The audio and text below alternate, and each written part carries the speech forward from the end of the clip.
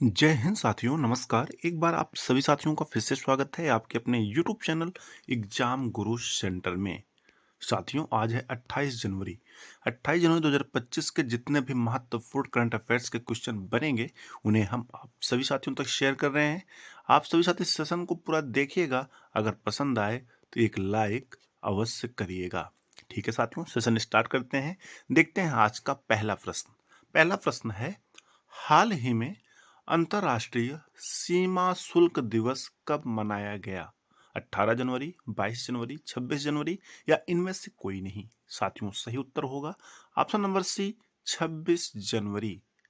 साथियों, अंतर्राष्ट्रीय सीमा शुल्क दिवस यानी इंटरनेशनल कस्टम्स डे हर साल 26 जनवरी को मनाया जाता है, ताकि अंतर्राष्ट्रीय सीमा के पार सामानों के सुगम और सुरक्षित प्रवाह को सुनिश्चित करने में कस्टम अधिकारियों और एजेंसियों की महत्वपूर्ण भूमिका को सम्मानित किया जा सके। साथियों, अगर बात करें 2025 अंतर्राष्ट्रीय सीमा शुल्क दिवस की थीम यानी विषय की, तो विषय है कस्टम अपने प्रतिबद्धता को दक्षता, सुरक्षा और समृद्धि में पूरा करना। क्या है, एक बार फिर से रिपीट करते हैं।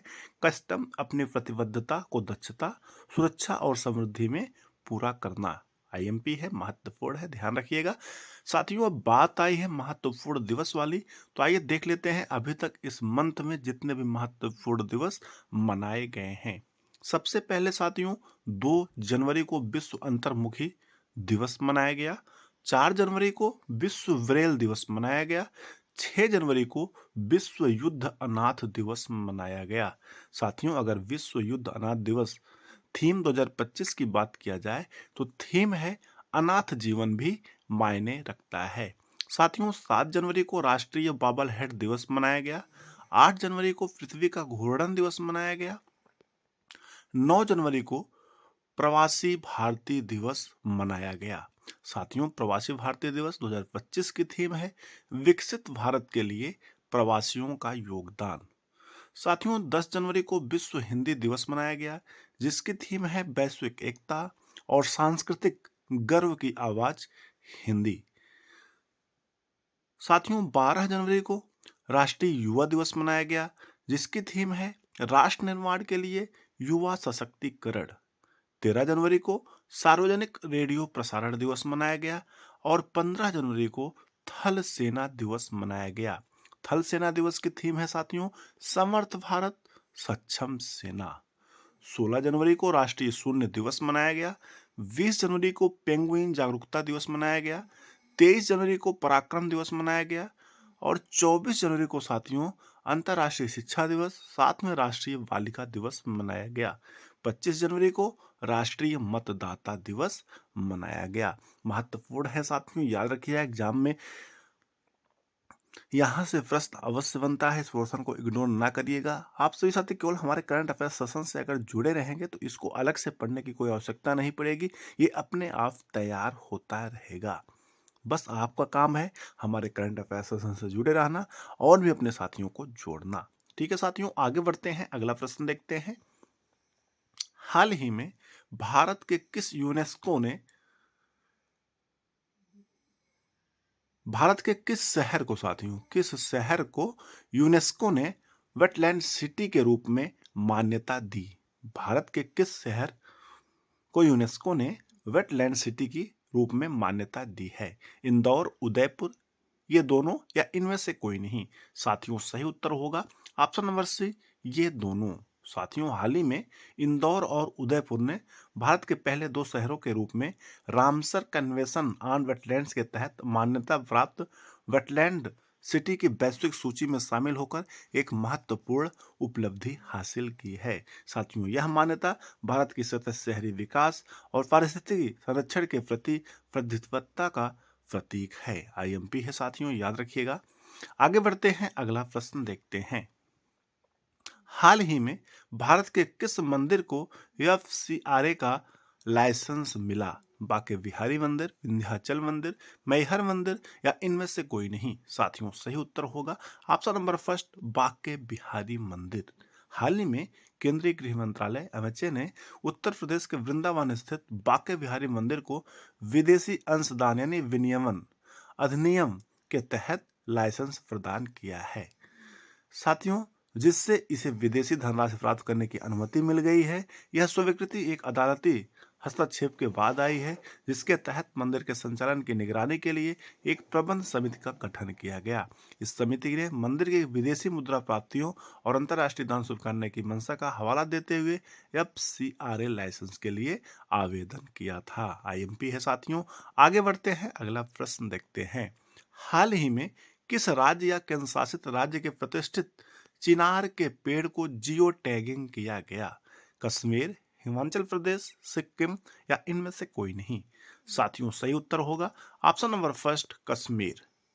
साथियों कश्मीर के शानदार चिनार वृक्ष, जो इसकी सांस्कृतिक और प्राकृतिक धरोहर का प्रतीक माने जाते हैं, शहरीकरण और बुनियादी ढांचे की परियोजनाओं से बढ़ते खतरों का सामना कर रहे हैं। इन प्रतिष्ठित वृक्षों को संरक्षित और मॉनिटर करने के लिए जम्मू और कश्मीर वन अनुसंधान संस्थान ने डिजिटल ट्री आधार की पहल शुरू की है।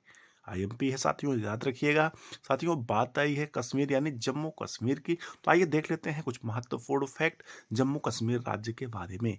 साथियों अगर मैप में देखा जाए कि इसका सिचुएशन यानी इसकी स्थिति कहाँ है, तो यहाँ पर जम्मू कश्मीर स्थित है, एक केंद्र शासित राज्य है। साथियों जम्मू कश्मीर 5 अगस्त 2019 तक भारत का एक राज्य था। उसके बाद अगस्त 2019 में द्विविभाजित कर जम्मू और कश्मीर एवं लद्दाख नामक 2 केंद्र शासित प्रदेश के रूप में स्थापित कर दिया गया है। साथियों केंद्र शासित प्रदेश 31 अक्टूबर 2019, राजधानी श्रीनगर मई से अक्टूबर तक, जम्मू जो है साथियों नवंबर से अप्रैल तक। टोटल डिस्ट्रिक्ट है 20 यानी 20। उपराज्यपाल है मनोज सिन्हा।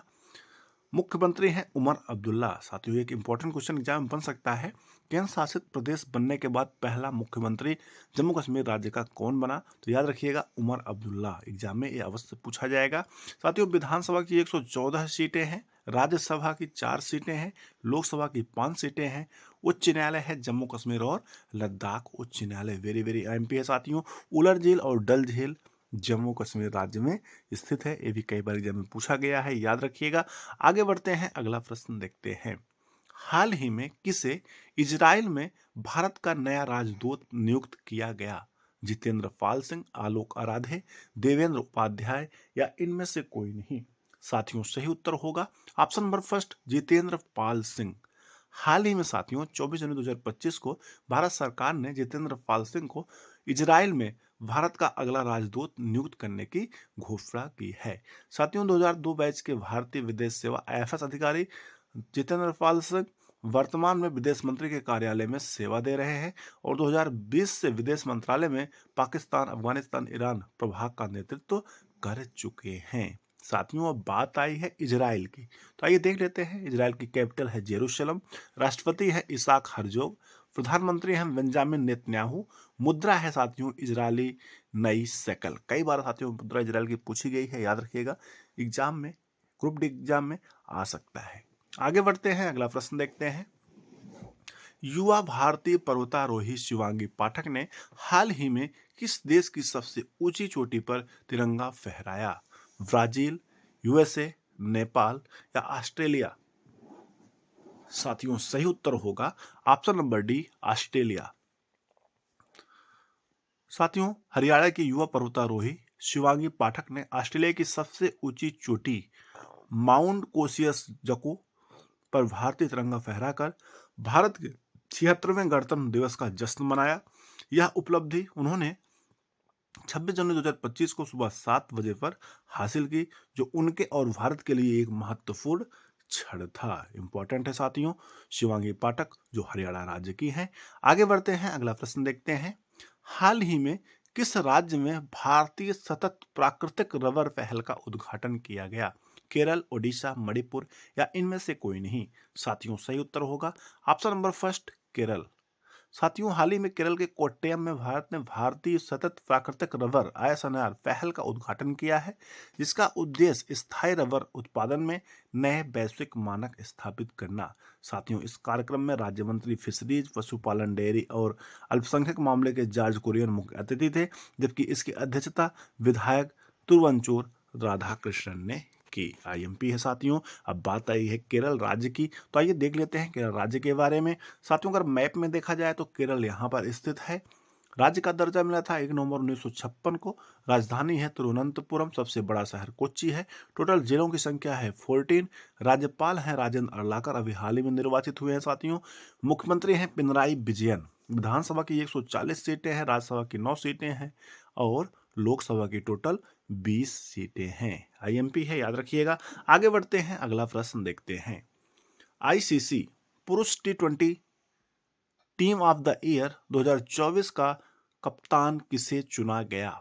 सूर्य Kumar Yadav, Pat Cummins, Henry Klaasen, Rohit Sharma. साथियों सही उत्तर होगा option number D, Rohit Sharma को साथियों हाल ही में आईसीसी टी20 टीम ऑफ द ईयर 2024 चुना गया है। अगला प्रश्न देखते हैं साथियों।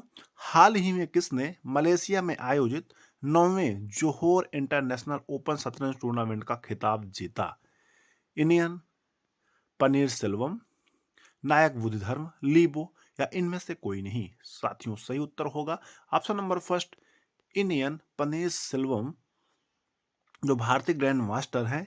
उन्होंने मलेशिया में आयोजित 9वें जोहोर इंटरनेशनल ओपन शतरंज टूर्नामेंट में असाधारण प्रदर्शन करते हुए खिताब जीत लिया है। साथियों 22 वर्षीय इंडियन जो तमिलनाडु के एरोड से हैं, उन्होंने इस प्रतियोगिता में शानदार प्रदर्शन किया है।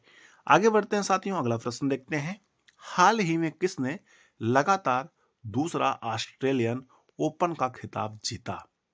Jannik Sinner, Alexander Zverev, Rafale Nadal या इनमें से कोई नहीं? साथियों सही उत्तर होगा option number first, Jannik Sinner. साथियों जैनिक सिनर ने अपनी ऑस्ट्रेलियन ओपन की ताजापोशी का शानदार बचाव किया।